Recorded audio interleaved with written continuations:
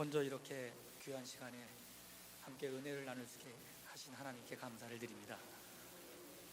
또한 저희 교회를 위해서 늘 기도해 주시고 또 후원해 주시는 우리 감리사님 그리고 계산제일교회 성도님들께 감사를 드립니다. 이 시간을 빌어서 잠깐 저희 교회를 소개해 드립니다. 저희 교회는 병방시장 안에 있는 삼각교회입니다. 지금 현재 어린아이 포함 한 20여 명이 함께 예배를 드리고 있습니다. 저희 교회는 이름이 예쁜 교회입니다. 처음 저희 교회 이름을 접하신 분들은 뭔 교회 이름을 예쁜 교회로 지었을까, 좀 유치하다라고 이렇게 생각하시는 분들도 계십니다. 제가 짓지는 않았지만 우리말 예쁘다라는 뜻의 예쁘는 아닙니다. 물론 이 예쁘다는 뜻이 나쁜 것은 아닙니다. 저희 집사람이나 또 성도님들은 좋아합니다. 예쁜 사모, 예쁜 성도 이렇게 불리기 때문에 좋아합니다. 이 예쁜이라는 이름에는 좀 더 귀한 뜻이 담겨져 있습니다. 무엇이냐면 예수님 때문에 기쁜 교회 준말입니다. 그래서 이 교회 성도님들은 예수님 때문에 기뻐하며 또 예수님을 위해서 기쁘시게 하는 그러한 신앙생활을 하기 위해 노력하고 있습니다. 앞으로도 더 많이 예수님께서 기뻐하시는 일들을 행하며 또 예수님을 위해서 기뻐하는 삶을 사는 교회와 성도가 될 수 있도록 늘 기도해 주시면 감사하겠습니다. 이제 말씀을 나누겠습니다. 오늘 말씀의 제목은 가장 중요한 것입니다. 우리가 살아가면서 무엇을 가장 중요하게 여기며 살아왔는지 돌아보고 또 우리가 앞으로 무엇을 가장 중요하게 여기며 살아갈 것인가, 이것을 욥의 삶을 통해서 알아보고자 합니다. 어떤 분이 운전을 하다가 건널목에 신호를 기다리게 되었습니다. 옆을 보니까 어떤 아이가 길가에서 울고 있는 것입니다. 위험하다 싶어서 이분은 차에 내려서 그 아이에게 왜 울고 있는지 물어봤습니다. 그래서 아이가 아빠 오토바이를 타고 가는데 아빠가 급출발하는 바람에 떨어졌다는 것입니다. 그런데 아버지는 그냥 달려갔다는 것이죠. 그래서 이 아이를 태우고서 이분은 아빠를 찾아 달려갔습니다. 한참 만에 건널목에서 신호 대기를 하고 있는 아빠를 만납니다. 그 아빠는 그때까지도 아들이 떨어진 줄 몰랐습니다. 그 아이는 이제 아빠를 보고 놀람과 서러움에 울음이 터졌습니다. 그제서야 이제 아빠는 그 아이가 떨어진 줄 알았습니다. 그리고는 깜짝 놀라며 이렇게 말했습니다. 네 엄마는 어디 있니? 엄마는 아이보다 먼저 떨어진 것이었어요. 얼마나 중요한 일이길래 자신의 아내와 그리고 아들이 떨어졌는데도 그냥 지나갔을까요? 이것은 우리가 살아가면서 중요한 것이 무엇인지를 모르고 살아가는 그러한 인생에 비유되는 이야기를 할 것입니다. 요즘 많은 분들이 이제 중요한 것이 무엇인지를 모른 채 살아갑니다. 바쁘다, 분주하다 살아가지만 정작 중요한 것이 무엇인 채 살아가고 있는 것입니다. 여러분, 제가 만약 여러분들께 가장 중요한 것이 무엇이냐고 물은다면 여러분들은 무엇이라고 대답을 하시겠습니까? 한번 생각해 보십시오. 많은 분들이 이제 가족이라고 대답할 수 있을 것입니다. 사랑하는 아내, 또 사랑하는 남편, 부모님, 그리고 자녀들.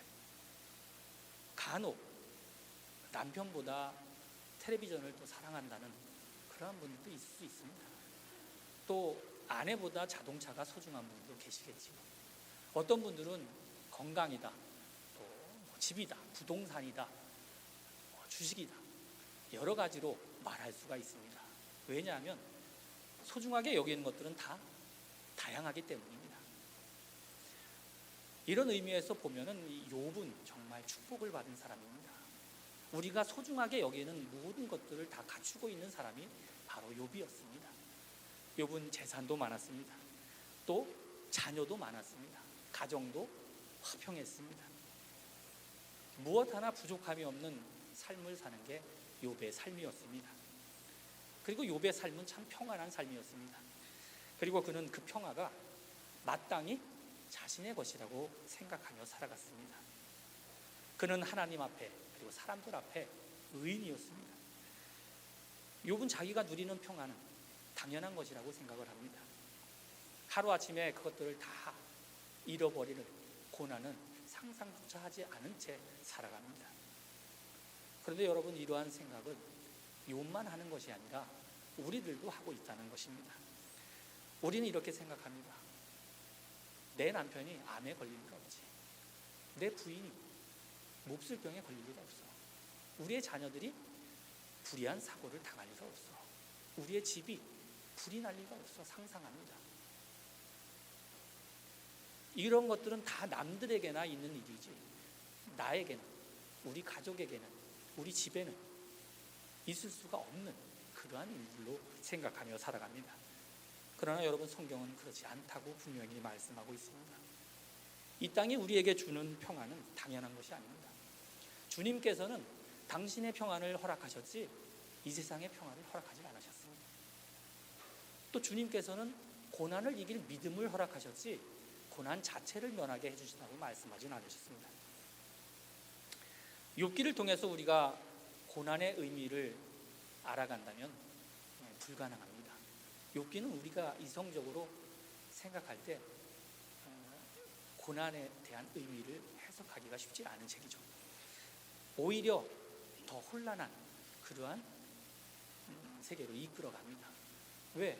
하나님께서는 사탄에게 욥을 시험하게 만드셨을까? 그걸 허락하셨을까? 또 왜 잘 살고 있는 욥을 그렇게 고난에 빠지게 만드셨을까? 그저 사탄아 물러가라 한마디만 하시면 될 뿐이었는데 왜 그랬을까? 욥기는 정말 우리들이 이성적으로 또 논리적으로 그렇게 풀어갈 수 있는 책이 아닙니다. 욥기는 그 속에 숨어있는 진리의 말씀을 발견해야 되는 것입니다. 여러분, 욥기는 왜 우리에게 고난이 오는가에 대한 대답이 있는 책이 아닙니다. 욥기는 고난 가운데 우리가 무엇을 해야 하는지를 가르쳐주는 책임을 여러분 기억하시길 바랍니다. 그러면 욥이 당한 고난은 어떤 것입니까?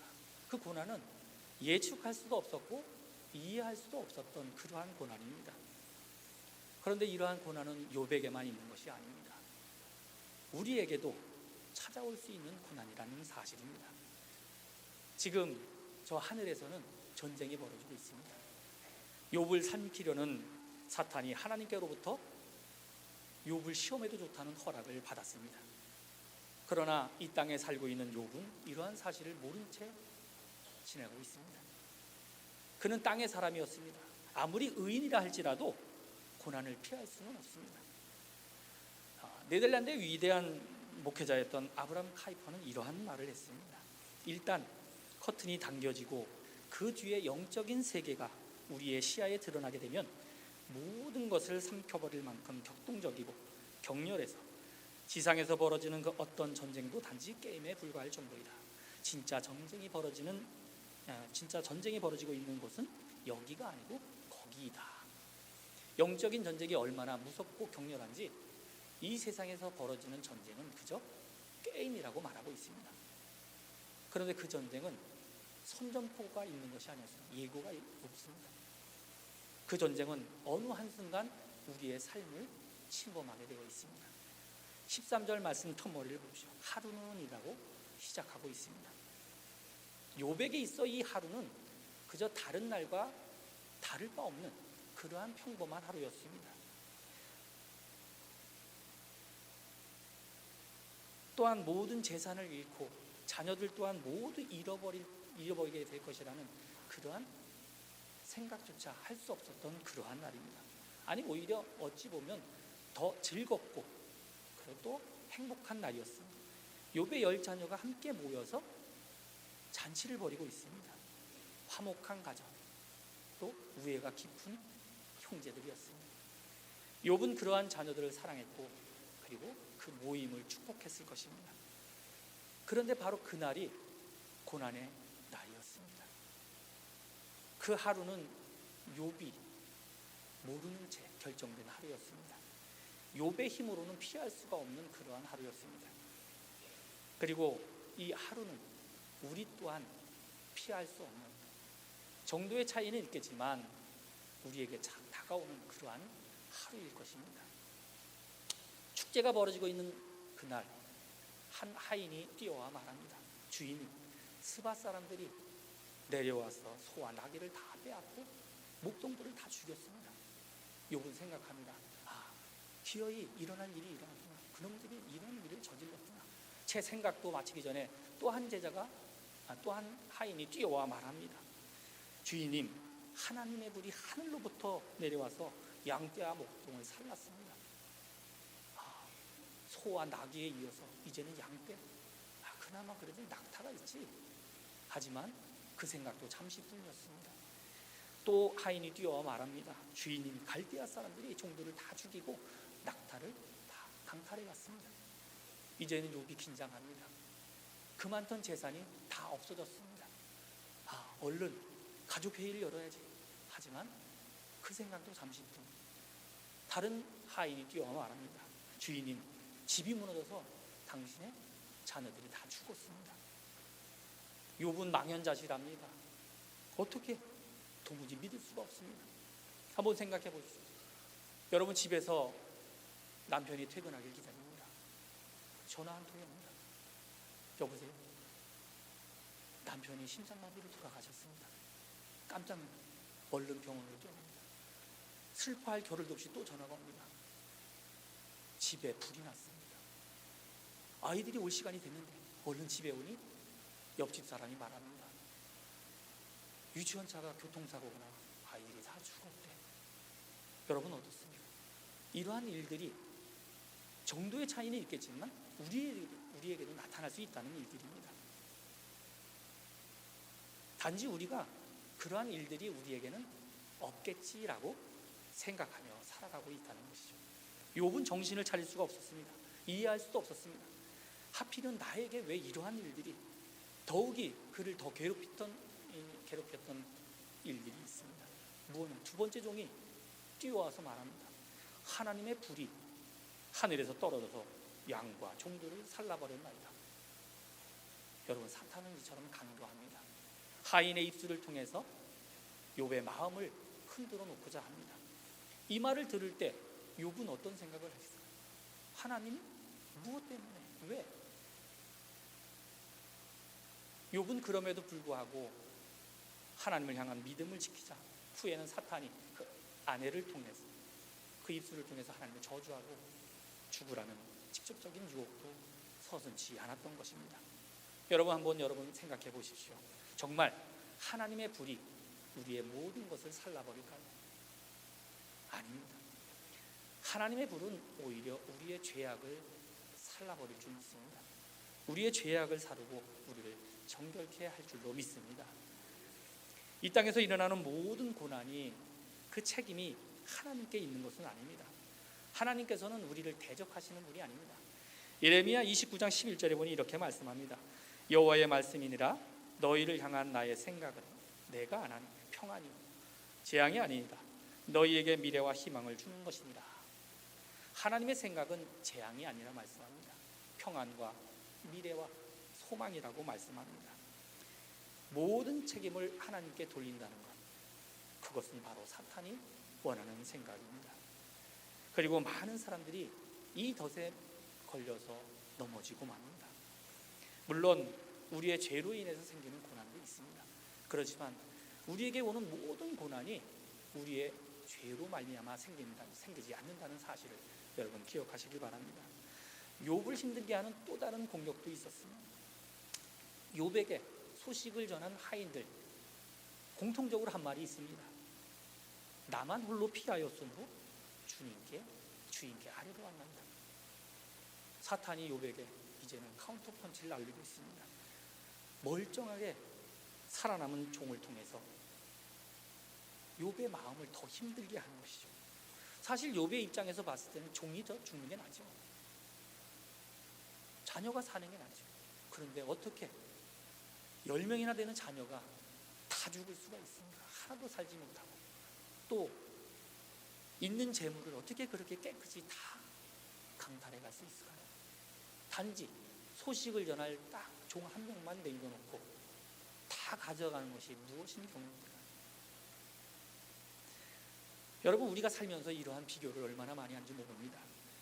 왜 나에게, 왜 우리 가정에, 왜 우리 자녀에게 이러한 일이 생기는 것일까? 누구는 하나님을 믿지 않는데, 잘만 먹고 잘 사는데, 왜 우리는 아침 새벽부터 일찍 일어나서 교회 나와서 하루 종일 하나님께 예배하며 있는데 왜 나에게 이러한 일들이 있을까 하고 말입니다.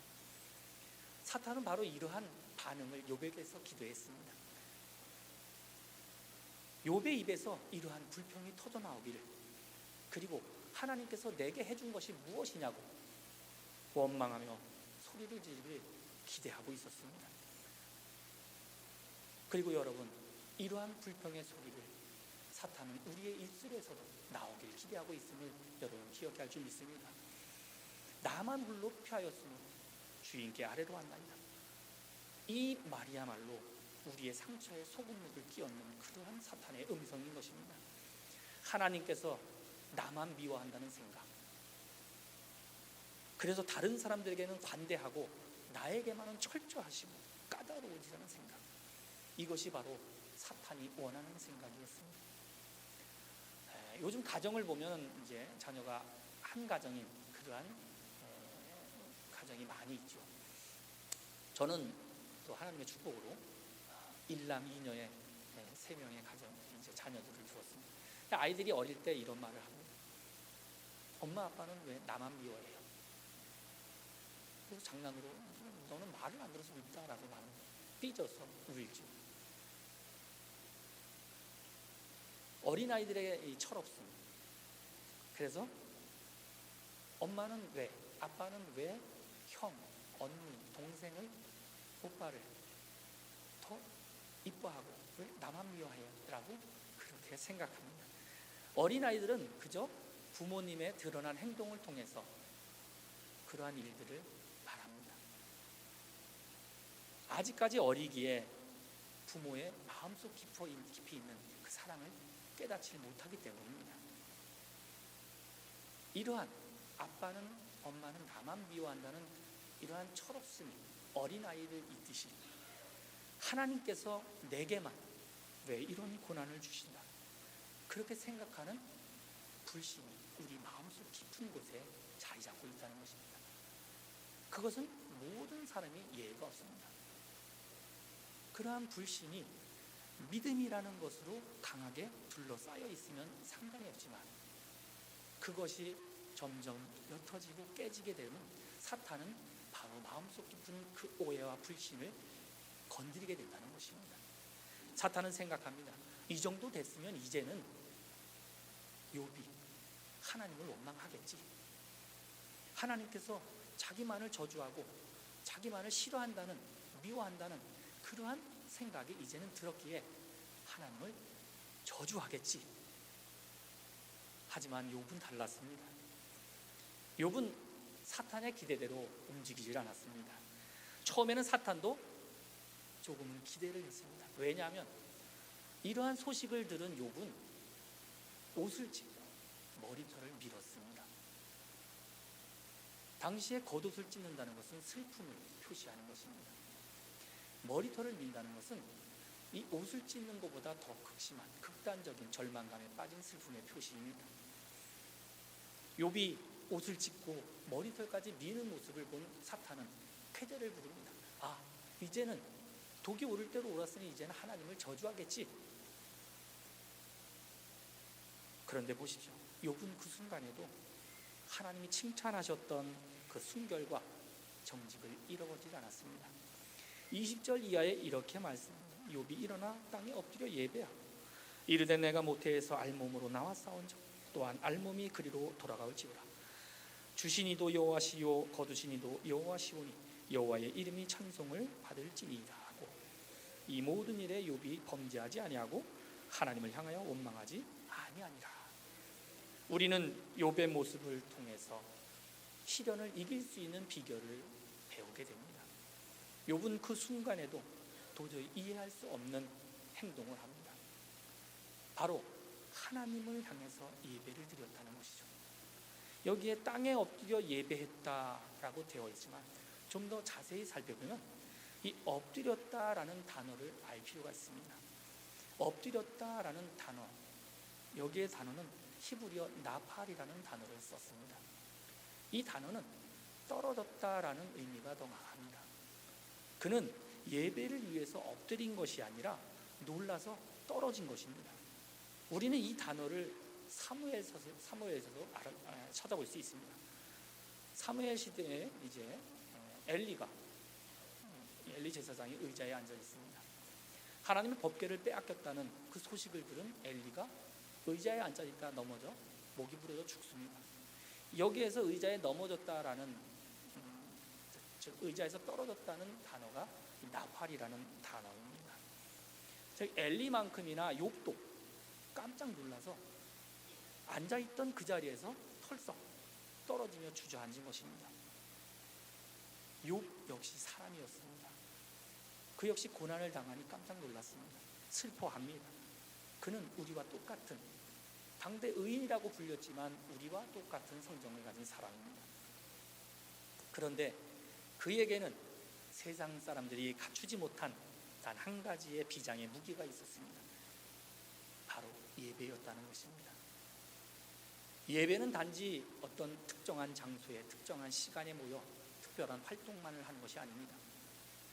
예배란 관계입니다. 하나님과 나와의 관계를 말합니다. 이런 의미에서 욥은 그 절망적인 순간에 예배를 드렸습니다. 그 비극적인 소식을 듣고 굳이 예배당을 찾지 않았습니다. 시간을 내어 기도하지 않았습니다. 또 아무 일 없었다는 듯이 자세를 가다듬고 예배를 드린 것이 아니었습니다.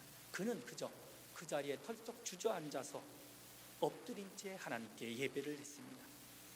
그 예배는 우아하지도 또한 아름답지도 않았습니다. 또 오랜 시간도 필요한 것이 아닙니다. 그는 매우 짤막한 기도를 드립니다. 바로 21절 말씀입니다. 이르되 내가 모태에서 알몸으로 나왔사온즉 또한 알몸으로 그리 돌아갈지어다.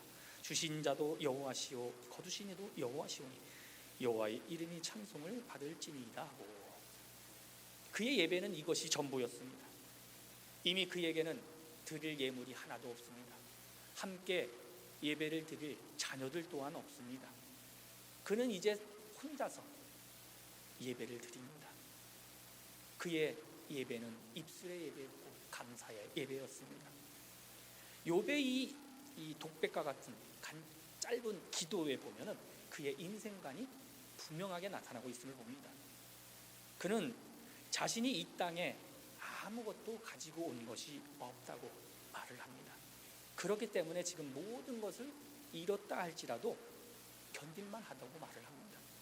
어차피 하나님께서 주신 것, 하나님께서 가져가시니 불평할 것 없다고 그렇게 고백합니다. 디모데전서 6장 7절 이하에 보니 우리가 세상에 아무것도 가지고 온 것이 없음에 또한 아무것도 가지고 가지 못하리니 우리가 먹을 것과 입을 것이 있은즉 족한 줄을 알 것이니라 했습니다. 사도 바울 또한 이 욥과 똑같은 말씀을 전하고 있습니다. 우리가 이 땅에 가지고 온 것이 아무것도 없고 또한 아무것도 가져갈 것이 없다고 말을 하고 있습니다. 여러분, 우리는 빈손으로 왔다가 빈손으로 갑니다. 그런데 우리는 어떻습니까? 우리가 가졌던 무엇인가가 사라졌을 때 우리는 잃어버렸다고, 손해봤다고 그렇게 말을 합니다. 그러면서 화를 내고 불평하고 불만이 말을 합니다. 그러나 욥과 바울은 또 성경에는 그렇지 않다고 말씀하고 있습니다. 우리가 가졌던 것을 잃어버린 것이 아니라 자격이 없는 우리에게 하나님께서 그동안 잠시 맡겨놓았다는 사실입니다. 여러분, 건강을 잃고 계십니까? 그렇다면 그동안 건강을 주신 하나님께 얼마나 감사하셨습니까? 여러분 금전적인 손해를 보셨습니까? 그러면 재산을 허락하신 하나님께 얼마나 감사하셨습니까? 사랑하는 사람을 잃으셨습니까? 그러면 그가 있는 동안 얼마나 그로 인해 기뻐하며 하나님께 감사하셨습니까? 우리에게 일어난 일들이 닥쳤을 때 우리는 불평하고 원망하고 아파하지 않았습니까? 여러분, 욥은 이러한 모든 일들을 다 겪었습니다. 하지만 그는 이 모든 것을 견딜 수 있었던 비결을 갖고 있었습니다. 바로 그것이 하나님께 예배함이었다는 사실입니다. 욥은 많은 재산이 있었습니다. 그 재산이 일순간 다 없어졌습니다. 많은 소와 나귀, 양과 낙타, 은연중에 그가 그것을 신뢰했을지도 모릅니다. 또 욥에게는 많은 자식이 있었습니다. 우리에게도 마찬가지지만 욥에게 자녀는 단지 낳은 것, 내가 낳은 아들, 딸, 그 이상의 의미를 담고 있습니다. 바로 자녀들은 우리의 미래요, 소망이요, 자랑이었습니다. 그런데 이제는 그조차 없습니다. 남은 것이 하나도 없습니다. 우리가 알듯이 얼마 후에는 하나밖에 남은 그 아내가 떠나감을 알 수가 있습니다. 이처럼 모든 것이 다 떠나갔을 때 변함없이 그에게 있던 한 가지가 바로 하나님을 향한 믿음, 하나님을 향한 예배였음을 여러분 기억하시길 바랍니다. 1장은 이런 말로 끝냈습니다. 이 모든 일에 욥이 범죄하지 아니하고 하나님을 향하여 원망하지 아니하니라. 욥의 이 믿음과 감사가 더 큰 축복의 길로 인도되었음을 여러분 기억하시길 바랍니다. 사랑하는 성도 여러분, 이 땅을 살아가면서 이것만은 영원히 나의 것이다라고 하는 것이 있습니까? 없습니다. 욥도 그랬습니다. 그러나 그에게 단 한 가지, 믿음은 영원토록 욥의 것이었습니다. 욥에게 있어서 가장 중요한 것은 바로 이 하나님을 향한 믿음, 하나님을 향한 예배와 감사였음을 여러분 기억하시길 바랍니다. 우리도 이 욥이 소유했던 하나님을 향한 믿음 그리고 예배와 감사를 소유해야 할 줄 믿습니다. 그래서 모든 일에 감사하며 예배하였던 이 욥이 더 큰 축복을 누리며 승리했듯이 우리들도 하나님 앞에서 진정한 승리자가 되길 간절히 축원드립니다. 기도하십니다. 존귀하신 하나님, 이 시간 욥의 신앙을 통해서 너무나 중요한 것을 깨닫습니다. 욥은 이 세상의 그 어떤 것보다 하나님을 우선하는 삶을 살았음을 봅니다. 그러나 주님,